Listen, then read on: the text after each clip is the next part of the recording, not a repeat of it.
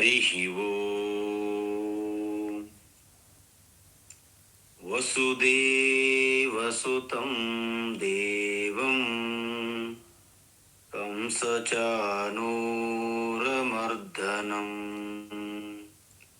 देवकी परमानन्दं कृष्णं वन्दे जगद्गुरुम्।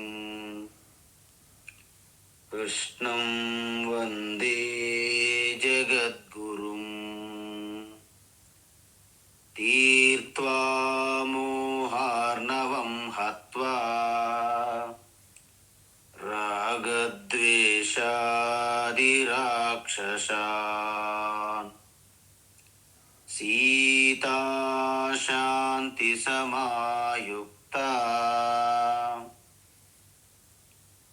आत्मा रामो विराजते।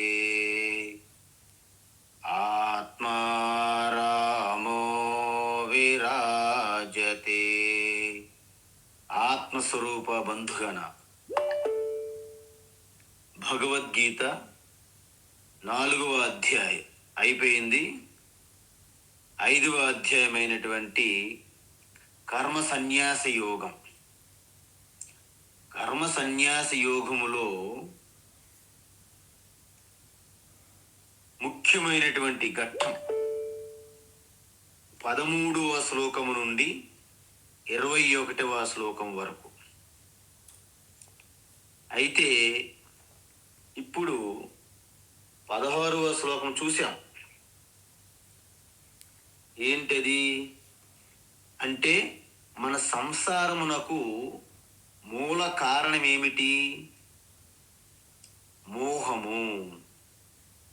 మరి మోహమునకు కారణం ఏమిటి? అజ్ఞానము.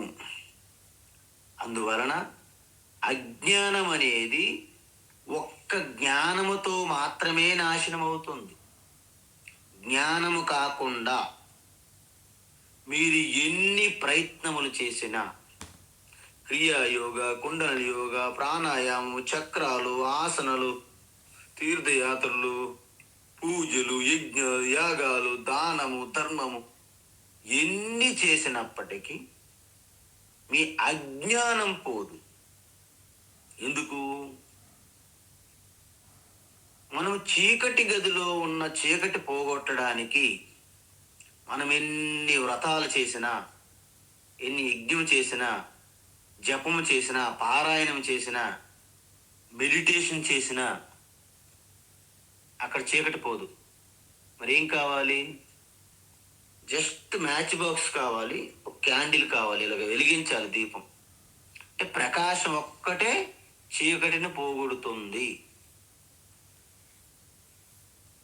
మన సంసార దుఃఖములకి కారణమైనటువంటి అజ్ఞానం, మన స్వరూప అజ్ఞానం పోగొట్టాలంటే మన స్వరూప జ్ఞానం మాత్రమే కావాలి. అయితే ఒకవేళ ఏమంటున్నారు? మీ స్వరూప తత్వ జ్ఞానం వలన అజ్ఞానం పోయినప్పుడు ఏం జరుగుతుంది? ఆదిత్యవత్ ప్రకాశయతి. అంటే సూర్యుని వలె ఎలాగైతే మిట్ట మధ్యాహ్నం సూర్యుడు ఎలా ప్రకాశిస్తాడో మీ యొక్క జ్ఞాన ప్రకాశం అలాగ దేదీప్యమానంగా ఉంటుందని అంటున్నారు. మరి అలా దేదీప్యమానంగా సూర్యుని వలె ప్రకాశించే నా యొక్క జ్ఞాన స్వరూపము మరి నాకు అలా అనిపించట్లేదు అంటే మీరు కొన్ని సాధనలు చేయాల్సి ఉంటుంది. ఏమిటా సాధనలు?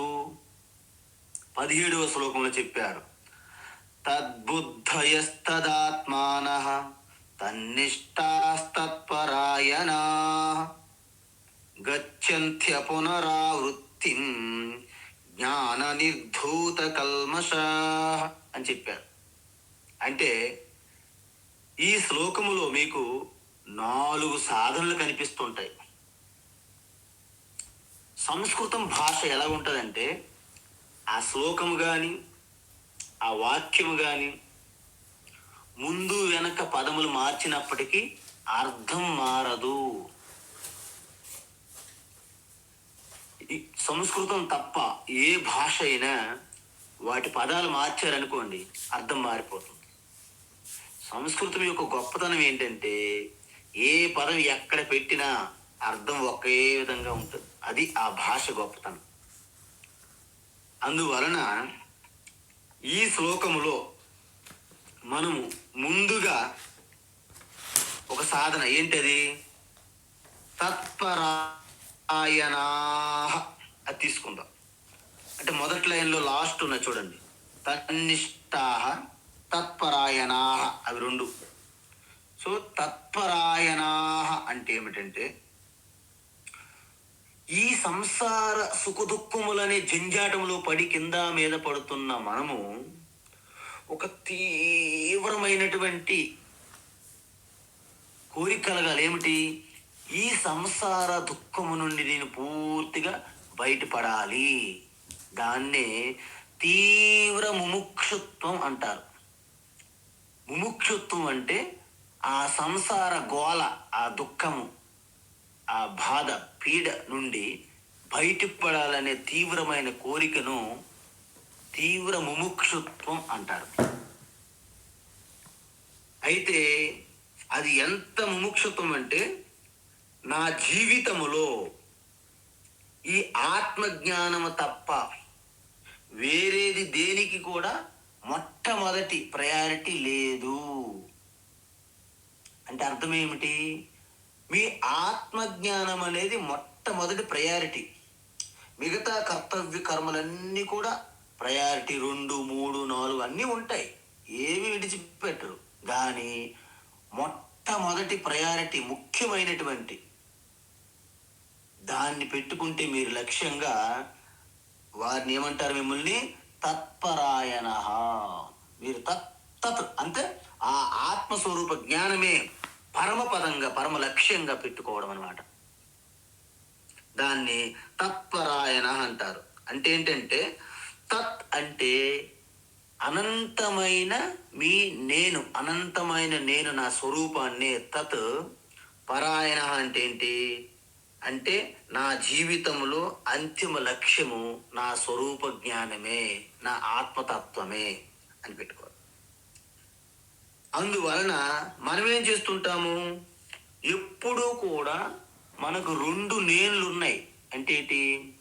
పరిచ్ఛిన్నమైన అహంకారం అనే ఒక నేను, కర్త భోక్త అని నేను అంటాం కదా, అది కూడా ఆత్మస్వరూపం యొక్క ప్రతిబింబం. దాన్ని అహంకార రూపమైన నేను అంటారు. ఈ అహంకారంతో మనము మమేకమై ఉంటాం ఎప్పుడు కూడా, జనరల్గా, సాధారణంగా. ఎప్పుడైతే అహంకారంతో మమేకం ఉంటామో మనం ఆనందం కోసం బయట వస్తువులపైన, బయట వ్యక్తులపైన ఆధారపడి ఉంటాం. అంటే ఏంటి? మా ఆయన అలా ఎందుకున్నారు, మా భార్య ఎలా ఎందుకున్నది, మా పిల్లలు ఎందుకు నా మాట వినట్లేదు, వాళ్ళు నేను చెప్పింది చేయట్లేదు. అంటే ఇవన్నీ కూడా మీరు మీ చుట్టూ ఉన్న వ్యక్తులు, వస్తువులపైన మీరు ఆధారపడుతుంటారు. అదే కుటుంబం ఇంకా పెరుగుతుంటుంది అనుకోండి, పెద్ద పెద్దగా, వాటితో పాటు మీ యొక్క బాధలు, మీ యొక్క టెన్షన్లు ఇంకా పెరుగుతూ ఉంటాయి. ఎందుకంటే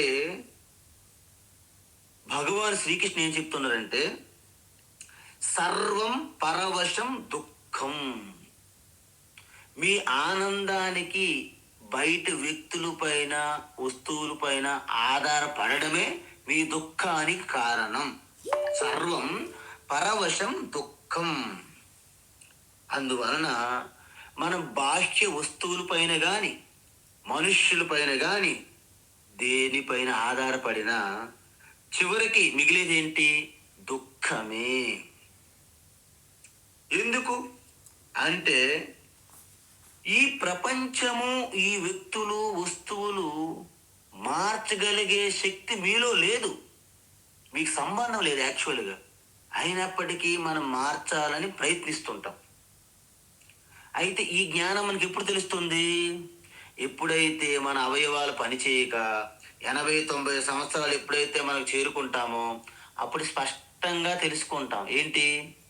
ప్రపంచంలో నేను ఎవరిని మార్చలేను, ఏది మార్చలేను అని జ్ఞానోదయం అప్పుడు కలుగుతుంది. అయితే అప్పటికే మీలో ఓపిక ఏమి ఉండదండి, మొత్తం అవుట్డేటెడ్ అనమాట మీరు.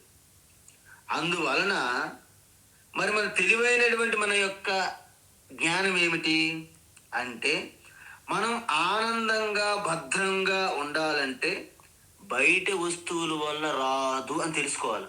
అంటే ఏంటి? నా భద్రత, సెక్యూరిటీ బయట వస్తువుల వలన, వ్యక్తుల వలన రాదు. మరణ సుఖము శాంతి బయట వస్తువుల వలన, వ్యక్తుల వలన రాదు అని తెలుసుకోవాలి. ఎందుకంటే మీ లోపలే ఆనందం అనే నిధి మీ లోపలే ఉంది కప్పి. శాంతం కూడా కప్పి ఉన్నది మీ లోపలే. మరి సంపూర్ణ భద్రతకి, సృష్టి అంతటికి భద్రతకి కారణం మీరే, అంతర్గతంగా ఉన్నది. అందువలన అది కప్పి ఉన్నది. ఎలా? పాల లోపలే వెన్న ఎలాగైతే దాక్కుని ఉన్నదో, ఈ అహంకార జీవాత్మ కిందే ఉన్నది అనంతమైన పరమాత్మ. అందువలన దాన్ని ఎప్పుడైతే మీరు దృష్టి అటువైపు పెడతారో, బయట దృష్టి విడిచిపెట్టి, అంతర్ముఖ సమారాధ్య బహిర్ముఖ సుదుర్లభ, లలితా సహస్రనామం. ఆ అంతర్ముఖములో మీరు దృష్టి పెట్టినప్పుడు మీ అనంతమైన ఆనందము, అనంతమైన ప్రేమ, అనంతమైన శాంతి, అనంతమైన భద్రత కలుగుతుందన్నమాట. మీరు అంటారు, స్వామీజీ లోపల అనంతమైన భద్రత, అనంతమైన ఆనందం ఉన్నదని మాకు ఎలా తెలుస్తుంది? మీకే తెలుస్తుంది. ఎలాగంటే, మీకు జ్ఞానమొద్దు, తపస్సొద్దు, ఏమొద్దు. రాత్రిపూట కాస్త బాగా అలసిపోయి ఉండి ఒక పెరుగన్నం, కొంచెం ఒక ఆవకాయ పచ్చడితో కొంచెం అలాగ మనం ఒక పట్టుపట్టి హ్యాపీగా నిద్రపోతే, ఆ నిద్రలో మీకు ఎంత ఆనందం ప్రకటన అవుతుందో చూడండి. బాగా అలసిపోయిన వ్యక్తి గాఢ నిద్ర పట్టి లేచిన తర్వాత ఎంత ఫ్రీగా విశ్రాంతిగా ఉంటారు, ఎంత రిలీఫ్గా ఉంటుంది, ఎంత రికవరీ. ఎక్కడి నుండి వచ్చిందో ఆ ఆనందము అంటే అది మీ ఆత్మ కోరు, ఆ మూలం నుండి ప్రకటమవుతుంటది. మన మనస్సు, మన ఇంద్రియాలను, బుద్ధి వాటిని ప్రకటన ఇవ్వకుండా అడ్డుకుంటుంటాయి అన్నమాట. బిజీగా ట్రాఫిక్ జామ్ చేస్తాయి అన్నమాట ఇవి. అందువలన ఈ అంతర్గత అంటే లోపల ఉన్నటువంటి ఆ ఫ్రీడమ్, ఆ స్వేచ్ఛ, స్వాతంత్ర్యం, ఆనందం, భద్రత, దాన్ని తెలుసుకుంటేనే ఆ స్వేచ్ఛ, దానికే మోక్షం అంటారండి. మనం మోక్షం అంటే మనం ఏమనుకుంటాము అంటే, ఏ అడవుల్లోకి వెళ్ళు, ఏ హిమాలయాల్లోకి వెళ్ళి తపస్సు చేస్తే అప్పుడు చనిపోతే నేను వైకుంఠంకో, కైలాసంకో, పరలోకానికి వెళ్తాను, జన్నత్కి వెళ్తానంటారు. అంటే మరణం తర్వాత నేను మోక్షం పొందాలని ఎవరైతే అనుకుంటున్నారో, ఇదంతా మనకి మోసము, దగ, వంచన, డ్రామాలు ఇవన్నీ. ఎందుకు చెప్పండి? మోక్షం అంటే ఏమిటంటే, కృష్ణ పరమాత్మ చెప్పారు, మోక్షం అంటే మన చుట్టూ ఉన్న పరిస్థితులు మనం ఆశించినట్టుగా, కోరుకున్నట్టుగా లేకపోయినా మనం ఆనందంగా, స్వేచ్ఛగా ఉండే ఆ స్థితిని మోక్షం అంటారు. ఈరోజు గుర్తుపెట్టుకోవాలి మీరు, మోక్షం అంటే ఏమిటని. ఎవరైనా అడిగి చెప్పాలి మీరు. మోక్షం అంటే ఏంటి? In spite of whatever the condition may be, you are completely free, tranquil, in peace and bliss, beatitude, not conditioned by, unconditional bliss and beatitude, in spite of any condition. That is called మోక్షం లేదా total freedom అంటారు. Total freedom అంటే ఏంటండి? అంటే మన చుట్టూ ఉన్న ఎటువంటి పరిస్థితులు ఉన్నప్పటికీ మన ఆనందమునకు, మన భద్రతకి డోకా లేకపోవడమే ఆ స్థితిని మోక్షం అంటారు. ఇప్పుడు దీన్ని బట్టి చెప్పండి, స్వామీజీ ఇలాంటి మోక్షం వల్ల నాకేంటి ప్రయోజనం? మీకు అనిపిస్తుందా నాకేంటి లాభం? ఎందుకంటే మనకు ప్రయోజనం లేకపోతే మనం ఏం చేయం కదా. నాకేమిటి అంటారు మన వాళ్ళు. కాబట్టి ఇక్కడ ఏమంటానంటే భగవాన్ శ్రీకృష్ణ, మనం జనరల్గా సాధారణంగా దేనికి భయపడతాము? భవిష్యత్తును ఆలోచించుకుని భయపడతామండి. నా చెయ్యి స్వామీజీ నా చెయ్యి చూడండి అంటారు చాలా మంది వచ్చినారు. అంటే ఎందుకు? భవిష్యత్తు ఎలా ఉందో భయం భయం భయం.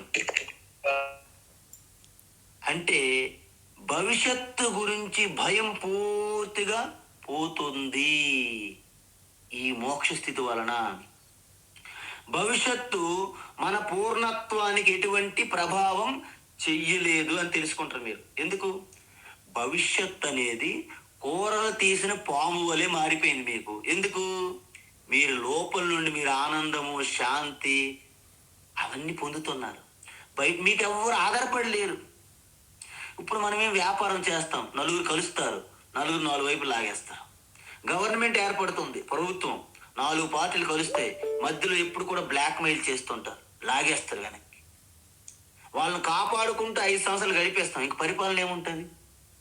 అందువలన మీరు అలాంటి మైనారిటీ గవర్నమెంట్లా మీరు ఉండరు. మీరు ఎప్పుడు కూడా అల్టిమేట్ రాజాదిరాజ మహారాణి పట్టపురాణి వలె మీరు స్వామిగా ఉంటారు. దాన్ని మనం 2వ అధ్యాయంలో చూసాం. ఆపూర్యమానమచల ప్రతిష్టం సముద్రమాప ప్రవిశంతి యద్వత్ తద్వత్ కామాయం ప్రవిశంతి సర్వే శాంతిమాప్నోతి న కామకామి. విన్నారా ఇది? ఎందుకు? సముద్రము ఎప్పుడు ఒక్కలాగే ఉంటుందండి.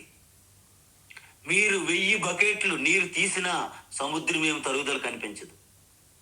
ఒక 2000 బకెట్లు నీరు సముద్రం వెళ్ళి పోసినా సముద్రంలో ఎటువంటి పెద్ద మార్పులు కనిపించవు. ఒకసారి నదులన్నీ మీటింగ్ పెట్టుకొని, ఏంటండి ఈ సముద్రం యొక్క గొప్పతనము, మనమంతా వెళ్ళి నీరు సముద్రంలో పోస్తేనే దాని స్థితి, లేకపోతే దానికి వాటర్ ఎక్కడ అన్నది. సముద్రం వాటి వైపు చూసి నవ్వుతూ, ఓ అవునా, సరే అలాగే మీరు నాలో కలవకుండా ఉండండి అన్నది. ఎందుకు? అసలు నదులు వచ్చేవే సముద్రం వలన కదా. సముద్రం నీరు ఆవిరయ్యి మేఘములుగా మారి వర్షం కురిసి మళ్ళీ నదులుగా వచ్చి సముద్రంలో కలుస్తూనే లేదా? అంటే ఈ యొక్క సముద్రానికి నదుల నీళ్ళు అవసరమా? అలాగా ఈ బయట ఉన్నటువంటి వ్యక్తులు మిమ్మల్ని అన్నారనుకోండి, అది కుదరదు, ఇది అవ్వదు, ఓకే థ్యాంక్ యూ. ఎందుకు? వారి వలన మీ ఆనందానికి ఆధారపడి లేరు, వారి వల్ల మీ శాంతికి ఏం ఆధారపడి లేదు, వారి వల్ల మీ సంపూర్ణ భద్రత ఆధారపడి లేదు. మరి పిల్లలు ఆ యొక్క ముసలితన వృద్ధాప్యంలో మనకి చేయికి ఊతం వస్తారు, మరి ఎల్ఐసిలో నేను ఇన్సూరెన్స్ కట్టుకున్నాను, వీడి సంగతి ఏంటి స్వామీజీ?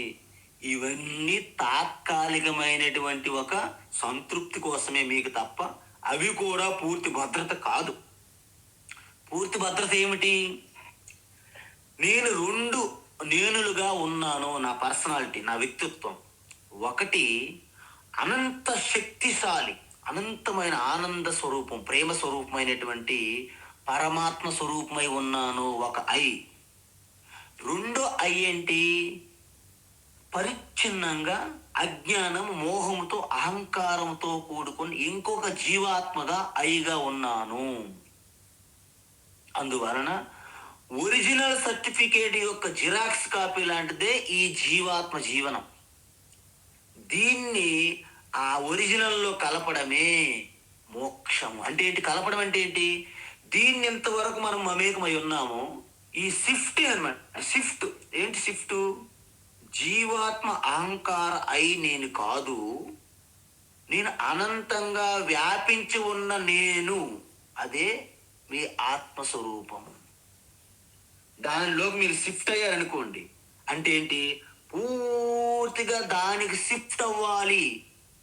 ఆ తత్వ స్వరూపం తెలుసుకోవడం అనేది ఏదైతే ఉందో అదే పరమ లక్ష్యం. కాబట్టి తత్పరాయణ అంటారు. అందువలన ఇంతవరకు మనము మన ఆనందం కోసము, మన శాంతి కోసము, మన సుఖం కోసము మొత్తం అన్నీ కూడా మార్చాలి, వ్యక్తుల్ని మనతో మార్చుకోవాలి, పరిస్థితులను మార్చాలి అని తిరిగి చివరికి మనము అలాగే ఉండిపోయాం సంసారంలో. ఇప్పుడు ఏం తెలుసుకున్నాము? ఎవరు ఎలాగ ఉన్నా నా ఆనందమునకు డోకా లేదు అని తెలుసుకున్నారు. అయితే ఈ విధంగా మీ ఆత్మస్వరూప తత్వ జ్ఞానానికి పరమ లక్ష్యంగా మీరు పెట్టుకొని దాని యొక్క విలువని గొప్పతనాన్ని తెలుసుకోవడమే తత్పరాయణ అంటారు. మరి రెండో సాధన ఏమిటి? తద్బుద్ధయ. తెలుసుకుంటే నేను లక్ష్యంగా పెట్టుకున్నాను అంటే పని కాదు కదా, వర్కౌట్ చేయాలి. ఏంటి వర్కౌట్ చేయడము అంటే, ఇక్కడ బుద్ధి అంటే ఏంటంటే జ్ఞానము అని అర్థం. బుద్ధి అంటే జ్ఞానము, తద్బుద్ధి అంటే ఆత్మస్వరూప తత్వము. మీరు లక్ష్యం పెట్టుకున్నారు ఏంటి? నా ఆత్మస్వరూప తత్వమే నా పరమ లక్ష్యము. అది ఇప్పుడు ఏం చేయాలి? మరి ఇది చేయాలి కదా. అంటే అది పొందాలి అంటే మీరు వర్కౌట్ సాధన చేయాలి. ఏంటి ఆ సాధన? కర్మయోగము చేసిన తరువాత, అంతఃకరణ శుద్ధి ఏర్పడిన తరువాత జ్ఞానయోగం అనేది తద్విద్ధి ప్రణిపాతేన పరిప్రశ్నేన సేవయ అని చెప్పాము 4 అధ్యాయంలో. ఆ విధంగా గురుముఖాత్ మీరు శ్రవణం చేయాలి. శ్రవణం అంటే ఏమిటి అంటే, ఒక దీర్ఘకాలం పాటు ఒక యోగ్యమైనటువంటి, ఒక యోగ్యత ఉన్నటువంటి బ్రహ్మనిష్ట శ్రోత్రి అయినటువంటి గురువు దగ్గర దీర్ఘకాలం పాటు ఒక క్రమబద్ధంగా, ఒక సిస్టమేటిక్గా ఆ యొక్క శాస్త్ర తత్వాన్ని, ఆత్మస్వరూప జ్ఞానాన్ని వినడము శ్రవణము అంటారు. అలా వింటే మీలో ఉన్నటువంటి ఆ యొక్క అజ్ఞానం అనేది మెల్లగా పోతుంది. ఎందుకంటే మనము ఈ అహంకార అల్పమైన నేనుతో మమేకం అవడం నిన్న మొన్న స్టార్ట్ అవ్వలేదు, అనేక జన్మల నుంచి వచ్చింది. అది అంత తొందరగా వదిలిపెట్టదు. మీరు చూడండి, మీకు ఒకసారి చెప్పాను, మన ప్రభుత్వాలు ఈ స్లమ్ ఏరియాల్లోనూ, ఈ మురుగు కాలువల దగ్గర డేరాలు వేసుకొని, టెంట్లు వేసుకొని చాలా మంది జీవిస్తుంటారు పేదవాళ్ళు. అయితే ప్రతి ప్రభుత్వం అనుకుంటారు వీళ్ళందరికీ కూడాను పక్కా ఇల్లు కట్టేసి వీళ్ళందరికీ గృహాలు ఇస్తే సరిపోతుంది కదా అంట. ప్రతిసారి కూడా ఏదో ఒక ఏరియా అంతా తీసుకొని అందరికీ పక్కా ఇల్లు కట్టిస్తారు. మీరు వెళ్ళండి, ఇంటికి వెళ్ళిపోయాను అంటారు. వీళ్ళందరూ అలాగే సారు అని ఈ టెంట్లలో ఉన్న, ఈ స్లమ్లో ఉన్న వాళ్ళందరూ కూడాను ఒక రోజు వెళ్ళి పాలు పొంగించి, రెండో రోజు మూడో రోజు నుంచి ఈ ఇంటిని ఎవరికి ఇవ్వాలా, అద్దెకి ఇవ్వాలా, అమ్మాలా అని చూస్తారనమాట. ఎందుకు? ఆ ఇంట్లో వీళ్ళు ఉండలేరు, నిద్ర పట్టదు వాళ్ళకి. ఎందుకంటే వాళ్ళకి ఆ స్లమ్ము, ఆ కాలువలు, ఆ మురికి కాలువలు, ఆ వాసన వస్తుంటే హ్యాపీగా నిద్రపోతుంటారనమాట. మీరు పక్కా ఇంట్లోనూ ఏదైనా సరే ఇలాగా డాబాలు అంటారు కదా, సిమెంట్తో కట్టిన కాంక్రీట్తో, ఇలాంటి ఇంట్లో వాళ్ళకి నిద్ర పట్టదు. ఎందుకు? వాళ్ళు అనేక తరాల జనరేషన్ నుంచి మురుకుల్లో ఉండడం అలవాటు పడిపోయారు గట్టి బాగా. కాబట్టి వాళ్ళు ఆ ఇంట్లో ఉండరు. అదే విధంగా మనం కూడా చూడండి, బ్రిటిష్ వాళ్ళు మనల్ని నానా హింసలు పెట్టి, మన సంస్కృత భాషను నాశనం చేసి, మన శాస్త్రాలను దగ్ధం చేసి, మన సంప్రదాయాలు ఇవన్నీ కనుమరుగయ్యేటట్లు చేస్తూ, ఎక్కడికక్కడ మిషనరీలు పెట్టి, ఇంగ్లీష్ భాష ప్రవేశపెట్టి, మిషనరీలన్నీ కట్టి, ఒక 2 చెక్క ముక్కలు 3 మేకలు కొట్టి ఈ విధానాలు పెట్టారు మనకి. రాముడు, కృష్ణుడు, భగవద్గీత, రామాయణాలు ఇవన్నీ మనకి దూరం చేసి మన వాళ్ళని భ్రమ పెడితే మనోళ్ళు దాంట్లో కూడా సెటిల్ అయిపోయారు చాలా మంది. అప్పుడు ఎంతో మంది స్వతంత్ర సమర యోధులు యుద్ధం చేస్తే చాలా మంది, ఎందుకండి బ్రిటిష్ వాళ్ళ పాలనే బాగుంది కదా అని చాలా మంది వద్దని వాదించారు మన వాళ్ళని కూడా. మీరు విన్నారో లేదో కానీ. అంటే బాగా ఎక్కడ ఉన్న వాళ్ళు అక్కడ సెటిల్ అయిపోతారు అనమాట టైం బట్టి. దీన్ని బట్టి మీకు ఏముంది? ప్రజలు ఇప్పటికి కూడాను కనులు తెరవట్లేదు, పూర్తిగా నిద్రపోతున్నారు. అంటే మేము మేల్కొని ఉన్నాం కదా పగలంతా అనుకుంటారు, భ్రమలో, అజ్ఞానం అనే అంధకారంలో నిద్రపోతున్నారు. కొంతమంది రాముడు అసలు ఇదే మిత్, కల్పన, అసలు రాముడు అయోధ్యలో పుట్టిందే లేదని వాదించారు సుప్రీంకోర్టులో కూడా. అలాంటి వారికి కూడా ఇప్పుడు ప్రజలందరూ దన్నుగా ఉండి వాళ్ళ ప్రభుత్వం వాళ్ళ పాలనే మాకు కావాలని ప్రజలు వాళ్ళు అంటున్నారంటే ప్రజలకు మెచ్చాలి నిజంగా. అబ్బా, సాధు సాధు ప్రజలు చాలా అద్భుతమైన వాళ్ళు. అందుకు ఇదేంటంటే బాగా అలవాటు పడిపోవడం అనమాట ఈ అజ్ఞానంతో. అందువలన ఇంత తొందరగా మనము వదులుకోలేము. మరి అందువల్ల ఆత్మజ్ఞానం పొందాక మనం ఏమంటాము? నేను ఈ సంసారిని కాను. ఏంటి?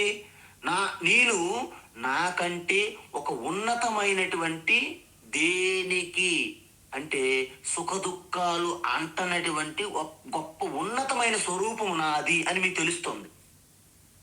ఏంటది? అదే ఆత్మ. దాన్నే మోక్ష స్థితి అంటారు. అప్పుడేమనుకుంటారు మీరు? నేను కేవలం భర్తను, నేను భార్యను, నేను తండ్రిని, నేను తల్లిని, నేను డాక్టర్ని, నేను ఇంజనీర్ని. ఇలాగ మీరు పరిమితం అవ్వరు. ఎందుకంటే ఇక్కడతో ఆగిపోదండి. నేను పెద్ద భక్తుడిని, అది అహంకారమే. నేను పెద్ద గురువుని, ఇది అహంకారమే. నేను పెద్ద సాధకుడిని, తపస్విని, ఇవన్నీ కూడా అహంకారాలు. ఇవన్నీ కూడా చాలా సూక్ష్మంగా మీ పరమతత్వం నుండి కిందకి లాగేస్తాయి. నేను గొప్ప సాధులు, సన్యాసినండి, అది కూడా అహంకారమే. అందువలన ఈ యొక్క అల్పమైన ఆలోచనలు అన్ని విడిచిపెట్టడమే తద్బుద్ధి అంటారు. తద్బుద్ధయ అంటే నేను ఉన్నతమైనటువంటి అనంత ఆత్మస్వరూపాన్ని అనే ఒక బుద్ధి కలిగి ఉండడాన్ని తద్బుద్ధి అంటారు. అంటే ఏంటి? ఇప్పుడు నువ్వు అన్ని త్యజించాలండి. ఏంటన్ని? దేహాత్మ జ్ఞానవజ్ఞానం, దేహాత్మ జ్ఞాన బాధకం, ఆత్మన్యేవ భవేద్యస్య సనేచ్ఛన్నపి ముచ్యతే అన్నారు. ఇప్పుడు మనకి ఎంతటి చిన్నపిల్లల నుండి పెద్దవాళ్ళ వరకు, గొర్రెలు, మేకలు, ఆవులు కాసుకున్న వాళ్ళు కూడాను, ఎక్కడ ఉన్న మార్కెట్లో ఉన్న ఎవరైనా సరే స్వాభావికంగా నేను ఈ వ్యక్తిని, నేను 5.5 అడుగులు 65 కేజీల వ్యక్తిని, ఇది స్వాభావికంగా. అంటే ఈ దేహం అనే నేననే భావన ఎంత సహజంగా కలుగుతున్నదో, మీ ఆత్మజ్ఞానము ద్వారా మీ యొక్క దేహాత్మ భావన పూర్తిగా నశించి సహజ సిద్ధంగా నేను ఆత్మస్వరూపాన్ని అనే ఎరుకలో ఎప్పుడు ఉంటారో దాన్ని మోక్ష స్థితి అంటారు. అది ఎప్పుడు జరుగుతుంది? అది త్యజ ధర్మం అధర్మం చ ఉభే సత్యానృతే త్యజ, ఉభే సత్యానృతే త్యక్త్వా ఏన త్యజతి తత్యజ అన్నారు శాస్త్రంలో. అంటే ధర్మము అధర్మము, పుణ్యము పాపము రెండింటిని విడిచిపెట్టాల్సి వస్తుంది మీరు ఆత్మస్థితిలో ఉండాలంటే. మోక్ష స్థితిలో, పరమాత్మ స్థితిలో ఉండాలంటే ధర్మము అధర్మము, పుణ్యము పాపము రెండింటిని త్యజించాలి. సత్యము అనృతము. సత్యం అంటే సత్యం, అనృతం అంటే అసత్యం. ఈ రెండింటిని కూడా మీరు విడిచిపెట్టేయాలి. వాటి మీద ధ్యాస, దృష్టి కూడా. ఉభయ సత్యానృతే త్యక్త్వ అంటే రెండింటిని త్యజించిన తర్వాత నేను త్యజించాను అనే భావనను కూడా మీరు త్యజించాల్సి ఉంటుందంట. చాలా మంది ఎన్నెన్నో త్యాగాలు చేస్తారు, దానాలు చేస్తారు, నేను చేశాననే భావనను మాత్రము వదిలిపెట్టరు. దానివల్ల ఏమంటున్నది ఇక్కడ శాస్త్రము? నేను చేశాననే భావనను కూడా మీరు వదిలిపెట్టేయాలి. అందువలన నేను భగవద్గీత నేర్చుకున్నాను, ఎంతో భగవద్గీత ఎన్నిసార్లు చదువుకున్నానండి, 18 అధ్యాయులు ఎన్నోసార్లు పారాయణలు చేశాను, ఇవన్నీ కూడాను మీరు విడిచిపెట్టాలి ఈ భావన కూడా. అందువలన ఎప్పుడైతే ఈ ఆధారపడుతున్న బయట వస్తువులు, వ్యక్తుల పైన ఆధారపడి ఉన్న నేను నుండి అనంతమైన నేను అనే స్థితికి మారడమే తద్బుద్ధయ, రెండో సాధన. తత్పరాయణ ఒకటి, తద్బుద్ధయ రెండో సాధన. మరి మూడేమంటున్నారు? మూడో సాధన తదాత్మాన.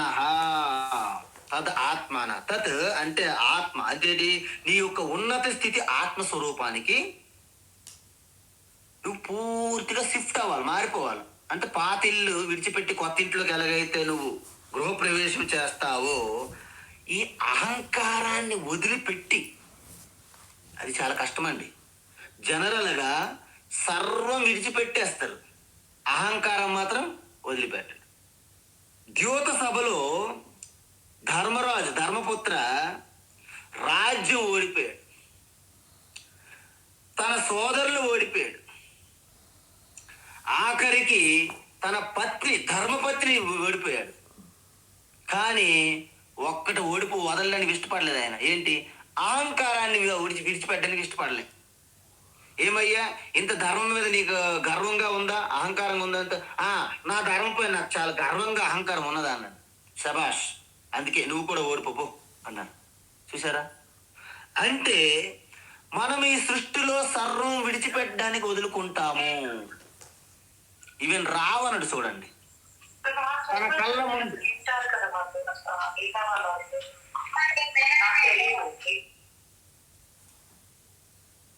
రావణుడు చూడండి, తన కళ్ళ ముందు రాజ్యం నాశనమైంది, సైన్యం నాశనమైంది, పుత్రుడు సోదరుడు అందరూ నాశనమయ్యారు.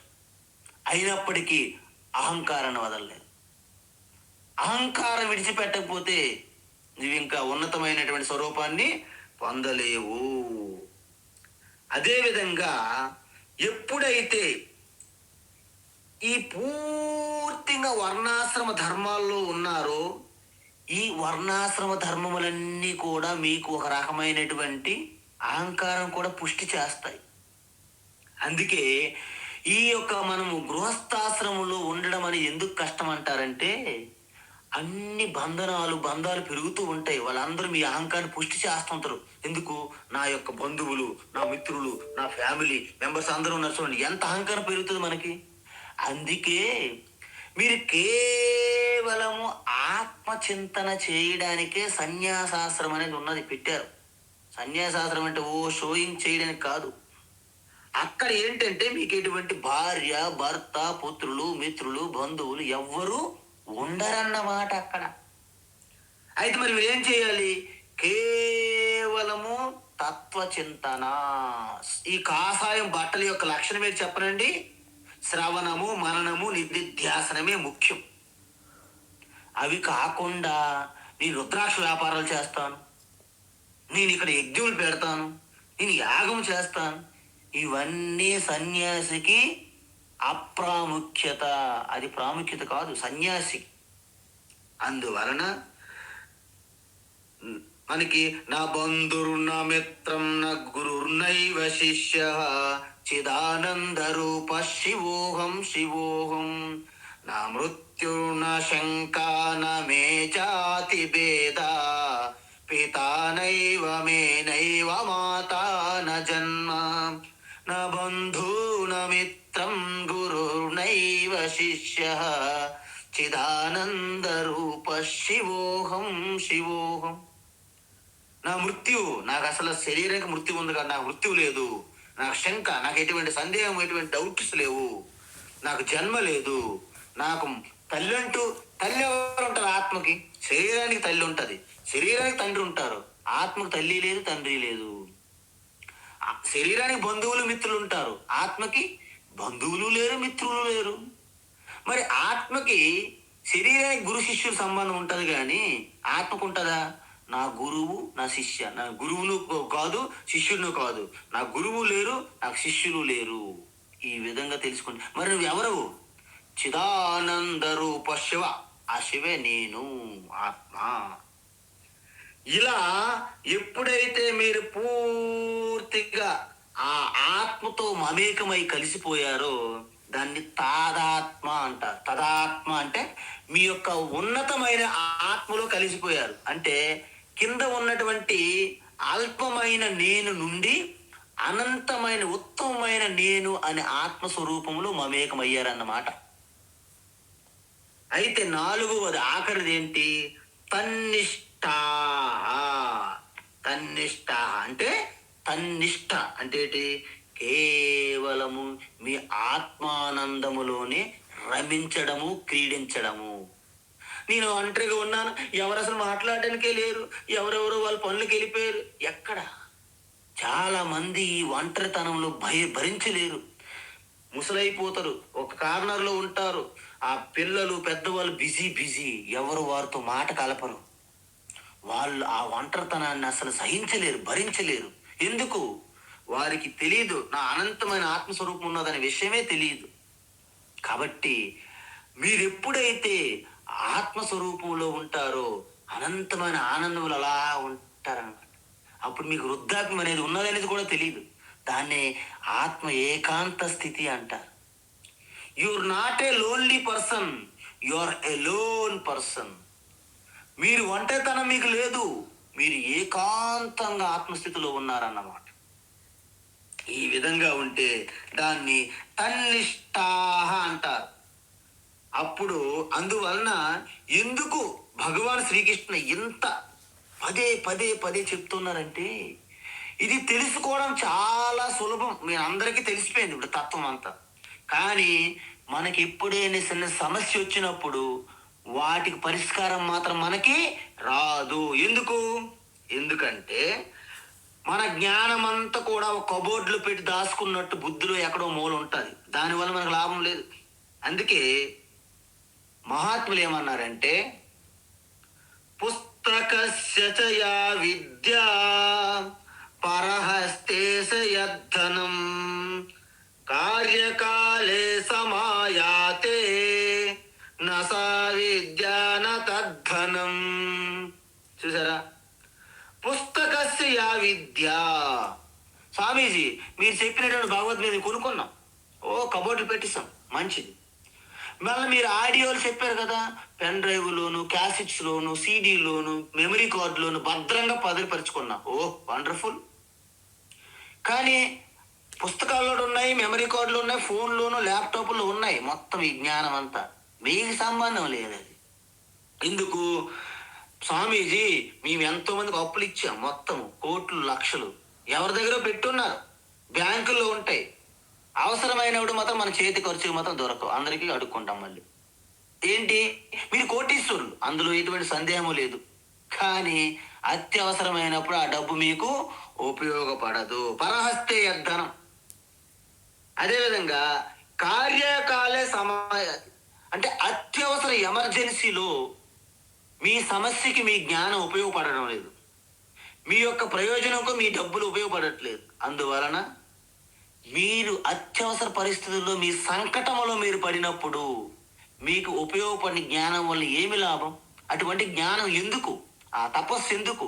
ఆ భగవద్గీత చదవడం వల్ల ఏమి లాభము అంటారు మన వాళ్ళు. అందువలన ఇక్కడ ఏమంటున్నారంటే, నిరంతరము ఆ జ్ఞాన స్థితిని మనము మెమరైజ్ అలాగా నిధిధ్యాసనం చేసుకోవాలి. ప్రతి క్షణము అందులో మీరు నిష్ఠ, అందులో మీరు అలాగా రమించే విధంగా సహజంగా మీకు కలగాలి. ఆ యొక్క నేను అహం బ్రహ్మాస్మి, అనంతమైన సకల ప్రాణుల్లో కూడాను నేనే నివాసమున్నాను ఆత్మరూపంగా. మనోబుద్ధ్యహంకార చిత్తాని నాహం నచ శ్రోత్ర జిహ్వే నచ ఘ్రాణ నేత్రే నచ వ్యోమ భూమి న తేజో న వాయు చిదానంద రూప శివోహం శివోహం అని ఆ సహజ సిద్ధంగా మీకు కలగాలి ఈ స్ఫురణ. అప్పుడు మీకేం కలుగుతుంది? జ్ఞానం పొందినప్పుడు మీకు కలిగే 4 మార్గాలు చూడండి. ఒకసారి మళ్ళీ రివిజన్ చేశారు భగవాన్. ఏంటది అంటే, ఆత్మస్వరూప తత్వమైనటువంటి నేను, అనంతమైన నేను ఉన్నాను అనే ఒక జ్ఞానం మీద మీకు పూర్తి పరమ లక్ష్యంగా జీవించాలి. అంటే నేనే ఆత్మస్వరూపాన్ని, నేను ఎక్కడో బయట లేదు ఆత్మ. అంటే కైలాసము, వైకుంఠము, ముంబై, చెన్నై, హైదరాబాదులో ఏదో మంచి డూప్లెక్స్, లేకపోతే ఏదో గేటెడ్ కమ్యూనిటీ లేదు, ఇంకా వెరీ విఐపి ఎక్కడో లోపల ఉన్నదని కాదు ఆత్మ. నేనే ఆత్మస్వరూపం, నాలోనే ఉన్నది. ఆ ఆత్మస్వరూపాన్ని నేను అని మీరు పూర్తిగా ఎటువంటి డౌట్ లేకుండా యాక్సెప్ట్ చేయాలి. దాన్ని ఆలింగనం చేసుకోవాలి మీ ఆత్మ స్వరూపానికి. అప్పుడేమవుతుంది, మీకు సహజ సిద్ధంగా స్వాభావికంగా ఎలాగైతే ఇప్పుడు నేను మనిషిను అని మీరు ఎవరైనా అనుకుంటున్నారా? బయటికి వెళ్ళాక నేను మనిషినండి, నేను మనిషిని అన్నారనుకోండి, అందరికీ డౌట్ వస్తుంది, ఏంటి వీళ్ళకి ఏమైనా తేడా ఉంది, ఏదో మతలబు ఉంది. అందువలన ఆత్మస్వరూప స్థితిని నేను చిదానంద రూప శివోహం అని బయటకు అనడానికి కూడా సిగ్గేయాలి మనకి. ఎందుకు? నువ్వు చిదానంద రూపానివే, బయటికి ఎందుకు చెప్పాలి? అంటే సహజ సిద్ధంగా మీరు ఆత్మస్థితిలోకి వెళ్ళిపోతారు. అయితే అప్పుడు మీకు ఏమి కలుగుతుంది? ఇది అసలైన పాయింట్కి వచ్చాము ఇప్పుడు. జ్ఞాన నిర్ధూత కల్మషాహ అన్నారు. జ్ఞాన నిర్ధూత కల్మషాహ అంటే ఏమిటంటే, ఈ జ్ఞానం వలన ఆత్మస్వరూప తత్వం సూర్యుడి వల్ల ప్రకాశిస్తున్న ముందే చెప్పారు అతను, భగవాన్ శ్రీకృష్ణ. ఆ జ్ఞాన ప్రకాశములో చీకటి ఎలాగైతే పంచులైపోతుందో,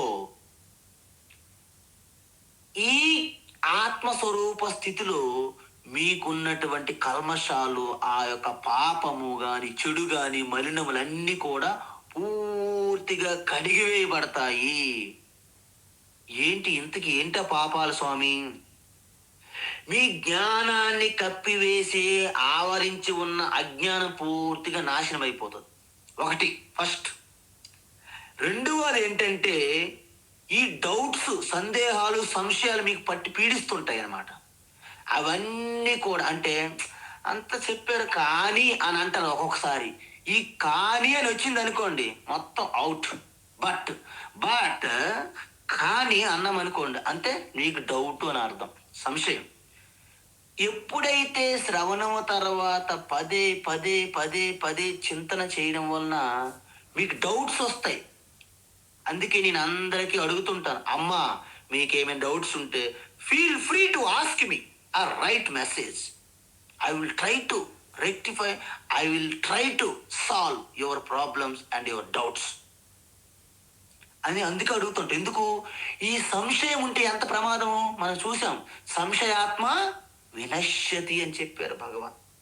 కాబట్టి వెరీ డేంజరస్ ఫెలో ఈ సంశయం, డౌట్ అనేది. కాబట్టి ఈ సంశయములన్నీ మీ నుండి పటాపంచలవుతాయి. మరి లాస్ట్కి ఇంకొక ప్రమాదం ఉంది. ఏంటది? విపరీత భావన లేదా విపర్యయం అంటారు. అంటే అహంకారం అనే అభిమానం. చూడండి, ధర్మపుత్ర యుధిష్ఠిరుడికి కూడా అహంకారం చివరికి వదలలే. అందుకే మొత్తం తను కూడా ఓడిపోయి అరణ్య పాలయ్యాడు. అందువలన అనేక జన్మల నుండి ఈ జన్మలో కూడా ఈ అలవాట్ల ద్వారా వచ్చినటువంటి వాసనలు ఏవైతే ఉన్నాయో అవి అంత తొందరగా విడిచిపెట్టవు. నేను మీకు చెప్పాను ఇంతకుముందు, 2 అమ్మలు చేపల వ్యాపారం చేసి ఇంటికి వెళ్ళే మార్గములో గాలివానకు దొరికిపోయారు. ఒక లక్ష్మి గారు ఎవరో వాళ్ళకి ఆతిథ్యం ఇచ్చారు. ఆ రాత్రి ఒక మంచి గది, అద్భుతమైనటువంటి సుగంధ పరిమళాలు. ఎందుకంటే వాళ్ళు భక్తులు, మామూలు భక్తులు కాదు, వెంకటేశ్వర స్వామి భక్తులు. అందువలన వాళ్ళకి భోజనం పెట్టారు, దాంట్లో రెస్ట్ తీసుకోమన్నారు. అయితే వాళ్ళకి రాత్రి అంతా నిద్ర పట్టలేదు. ఎందుకు పట్టలేదు? మధ్యలోనే రాత్రి 2 గంటలన్నర 3 గంటలు లేచి ఇక ఆ అమ్మగారికి, ఆ లక్ష్మి గారికి పాపం నిద్ర పట్టనేవాళ్ళది వారికి, మా యజమానికి వాళ్ళకి. అమ్మగారికి, అమ్మ ఏమి రూమ్ ఇచ్చారమ్మా, మాకు రాత్రి నిద్ర పట్టలేదు. ఏమైందమ్మా, మేమంతా బాగా శుభ్రంగా చేసి పెట్టాం కదా. ఎక్కడ చూసినా ఏదో గంధము లేకపోతే ఏదో అగరబత్తి ఇలాంటి వాసన తప్ప ఎక్కడ అసలు కనీసం మచ్చుకైనా చేపల వాసన లేదన్నారట. ఓహో, ఎందుకమ్మా మీరు దాని మీద అంత పట్టించున్నారంటే, అసలు చేపల వాసన లేకుంటే నిద్ర ఎలా పడుతుంది అన్నారంట. ఎందుకు? వాళ్ళు పుట్టినప్పటి నుండి చేపల మధ్యన పుట్టారు, పెరుగుతున్నది కూడా చేపల వాసనలో పెరిగారు. చేపల వాసన జీవితంలో సర్వసాధారణం అయిపోయింది. అది లేకుంటే వాళ్ళకి నిద్ర పట్టదు. అది లేకుంటే అసలు అన్నం లోపలికి వెళ్ళదు. చేపలో జీవితం, చేపలో చేపలు అనమాట వాళ్ళ జీవితం అంటే. కాబట్టి అలాంటి ఆ అలవాటు నుంచి బయటపడాలంటే మీరు ఎంత తీవ్రమైన నిధిధ్యాసన చేయాలి చూడండి. అందుకే నేను చెప్పాను మీకు, ఆ గంధం చందనం పైన ఒక పొర నీటిలో బాగా తడిచి దుర్గంధం వచ్చింది. అది పోవాలంటే ఏం చేయాలి? రాయి మీద పెట్టి మనోబుద్ధ్యహంకార చిత్తాని నాహం కిందకి, నేను శరీరాన్ని కాదు, నేను శివని, నేను ఇంద్రియాలు కాదు, నేను శివను అని ఇలాగ రంగదీస్తే ఈ వాసనలు అలవాట్లు పోతాయి. అప్పుడు ఏమవుతుంది స్వామీజీ? ఎప్పుడైతే ఇవన్నీ పోయాయో జీవన్ముక్తులుగా మీరు జీవిస్తారు. అంటే ఎటువంటి బెంగ బెతుకు లేకుండా, ఎటువంటి కలత ఏమి లేకుండా శాంతంగా ఉన్న దాంట్లోనే ఆనందము, తృప్తి. దాన్నే కౌపీనవంత కలు భాగ్యవంత అంటారు ఋషులు. అలాంటి స్థితిని జీవన్ముక్తి అంటారు. ఎప్పుడు జ్ఞాన నిర్ధూత కల్మషాహ జీవన్ముక్తులుగా ఉంటారన్నమాట. మరి తర్వాత ఏమవుతుంది స్వామీజీ? శరీరం అనేది పంచభూతాలలో కలిసిపోయాక వారు మళ్ళీ శరీరాన్ని పొందరు. అపునరావృత్తిం గచ్చంతి, మళ్ళీ శరీరాన్ని పొందనటువంటి స్థితిని పొందుతారు. దాన్ని విదేహముక్తి అంటారు. విదేహముక్తి అంటే దేహము లేకుండా ఆత్మ మోక్ష స్థితిలో ఉండడాన్ని విదేహముక్తి అంటారు. అయితే అలాంటి వ్యక్తి ఎటువంటి దృష్టి కలిగి ఉంటారు సమాజంలో? ఇప్పుడు చెప్తున్నారు భగవాన్. విద్యా వినయ సంపన్నే, విద్యా వినయ సంపన్నే, విద్యా వినయ సంపన్నే, బ్రాహ్మణే గవిహస్తిని, బ్రాహ్మణే గవిహస్తిని, బ్రాహ్మణే గవిహస్తిని, శుని చైవ స్వపాకే చ, శుని చైవ స్వపాకే చ, శుని చైవ స్వపాకే చ, పండితా సమదర్శినః, పండితా సమదర్శినః, పండితా సమదర్శినః, పండితా సమదర్శినః. ఆ విసర్గ ప్లేస్ లో మరొక సకారం అమ్మా.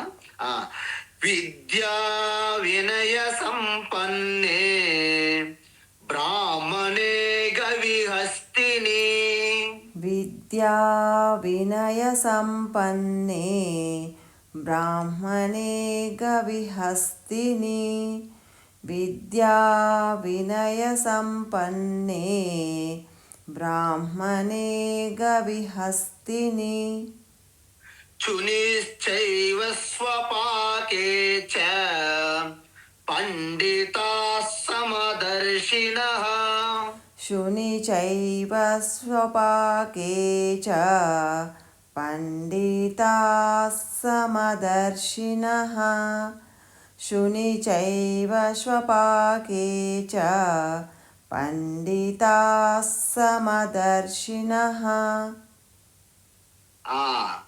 ఇది అద్భుతమైనటువంటి, మీరు ఆత్మజ్ఞానం వలన పొందే ఆ ఫలం ఏంటైతే ఉందో ఆ ప్రయోజనము ఇప్పుడు చెప్తున్నారు అన్నమాట ఇందులో, ఈ శ్లోకంలో. ఏంటది? ఎందుకంటే ఇంతవరకు మనం ఏం చెప్పాము? మన సమస్య ప్రపంచం వలన కానీ, ప్రపంచంలో ఉన్న మనుషుల వల్ల కానీ ఏమి కాదు. ఎందుకు? ఈ ప్రపంచంలోనూ ఆ మనుషుల మధ్య మోక్షం పొందిన జ్ఞానులు కూడా ఉంటున్నారు. అర్థమైందా? ఇప్పుడు మోక్షం పొందిన జ్ఞానులు వెంటనే చనిపోయారు అనుకోండి, ఇంక హ్యాపీ, ఇంకే ప్రాబ్లం లేదు, ఇంకే ఇబ్బందులు లేదు. కానీ మోక్షం పొందిన వారు జీవన్ముక్తులు కూడా ఈ సమాజములోనే, ఈ ప్రపంచములోనే, ఈ మనుషుల మధ్య ఉంటున్నారు, జీవిస్తున్నారు. కాబట్టి మనకేమర్థమైందంటే మనం జీవన్ముక్తులుగా ఆ జ్ఞాన స్వరూప తత్వములో ఉంటే ప్రపంచము కానీ, వ్యక్తులు కానీ, వస్తువులు కానీ మనకి ఎటువంటి డిస్టర్బెన్స్, ఇబ్బంది కలిగించడానికి వాటికి శక్తి లేదు అని తెలియాలి. అందువలన మనకి శంకరాచార్య ఏం చెప్పారంటే, సంపూర్ణం జగదేవ నందనవనం సర్వేపి కల్పద్రుమా గాంగం వారి పరినివహ పుణ్య సమస్తా క్రియా వాచ ప్రాకృత సంస్మృత శృతిశిరో వారాణసీ మేదిని సర్వావస్థితిరస్య వస్తు విషయా దృష్టి పరబ్రహ్మని. చూసారా, ఎప్పుడైతే మన యొక్క దృష్టి మారిపోయిందో, ఎందుకు మన దృష్టిలోనే భేదం ఉంటది. బయట ఏమి ఎప్పుడు ఉన్న పంచభూతాలు అలాగే ఉన్నాయి. వచ్చిన ప్రాణులు, మనుషులు, వస్తువులు అలా వస్తుంటే పోతుంటాయి, వాటి ప్రయాణం ప్రవాహం. కానీ మన దృష్టిలో మార్పు రావాలి. అజ్ఞానికి ఈ ప్రపంచం ఒక భారంగా ఉంటే, ఈ తత్వం తెలుసుకున్న జ్ఞానులకు మీకు నందనవనం అనిపిస్తుందట ఈ జగత్తంతా. మరి చెట్లు చేమలు ఏంటి? అవి బ్రహ్మాండమైనటువంటి కల్పతరులండి, కామధేనువులు, కల్పతరులు. మీరేది కోరుకుంటే అవి ఇస్తుంటాయి. ఎందుకు? నందనవనం అయిపోయింది ప్రపంచం కాబట్టి. మరి నేను ఇక్కడ కాశీలోనే చనిపోతే నా మోక్షం కదా, అక్కడ ఇల్లు కొనుక్కుంటామండి. ఇక్కడ ఇల్లు అమ్మేసి మేము బంజారీల్స్లో ఒక హౌస్ అమ్మి కాశీలో కొనుక్కున్నాం, ఇరుకిరుకు సందుల్లో. ఎందుకు? కాశీలో చనిపోతే మోక్షం. ఎవరు చెప్పారు? మీరు భూమండలంలో ఏ ప్రదేశంలో ఉన్నో అది కాశీ సమానం అంట, అంతే. అది వారణాసి. అందువలన అన్ని నదులు, గంగా నది పవిత్రం, గంగా నది పవిత్రం. గోదావరి చిన్న నది, గంగా నది గొప్పది. భూమండలంలో ఉన్న నదులన్నీ గంగా నదులతో సమానం అంట. అంటే మరి ఇప్పుడు ఈ ఆనందం పొందే స్థితి ప్రపంచములో కానీ, వస్తువుల్లో కానీ, మనుషుల్లో ఆధారపడి లేదు మీకు. అంటే మన దృష్టి కోణములోనే ఉన్నది. కాబట్టి భగవాన్ శ్రీకృష్ణ ఏమంటున్నాడంటే, ప్రపంచాన్ని మార్చే పరిస్థితి లేదు, మీరు చూస్తున్నటువంటి దృష్టిని మార్చుకోండి అని చెప్పారు. అందువలన ప్రపంచం అనేది ఒక అద్దం లాంటిదండి, మిర్రర్. అందులో నన్ను నేను ఎలా చూసుకోవాలనేది మీపైన ఆధారపడి ఉంది. మీరు వంట వండితే ఈ యొక్క ముఖం పైన నల్లని మసి మచ్చలు పెట్టుకొని ఇలా అద్దంలో చూశారనుకోండి, ఏం అద్దం అండి ఇది? అద్దంలో కొడితే ఏం లాభం? ఆ మసి మీ ముఖం పైన ఉన్నది. అందువలన ప్రపంచం అనే అర్థములో ప్రపంచాన్ని మనం తిట్టక్కర్లేదు, తిట్టవలసిన అవసరమే లేదు. మనల్ని ఎంత స్పష్టంగా మనం తయారు చేసుకుంటే అర్థం అంత స్పష్టంగా చూపెడుతుంది మిమ్మల్ని. అందువలన ఈ విషయం తెలుసుకుంటే మనకి ఇంక ఎటువంటి చింత, ఎటువంటి చికాకు ఏమీ ఉండవండి. అందువలన అప్పుడు ఏమవుతుంది? మీరు అంతా కూడా ఒకే ఆత్మదర్శనం చేయగలుగుతారు. ఎందుకు? ప్రతి వస్తువులోను, ప్రతి ప్రాణిలోను ఆ సత్ చిత్ సచ్చిదానంద రూపం ఉన్నదని మీకు స్పష్టమైపోయింది. అందువలన దీన్ని సర్వత్ర సమదర్శనం అంటారు. ఎప్పుడైతే సర్వత్ర సమదర్శనం అయ్యిందో, మరి దాంతో ఏం ఫలము, లాభం ఏమిటి, ప్రయోజనం?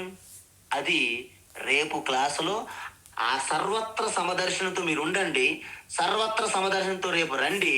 దాని యొక్క ప్రయోజనం రేపు ఉదయం చూద్దాం.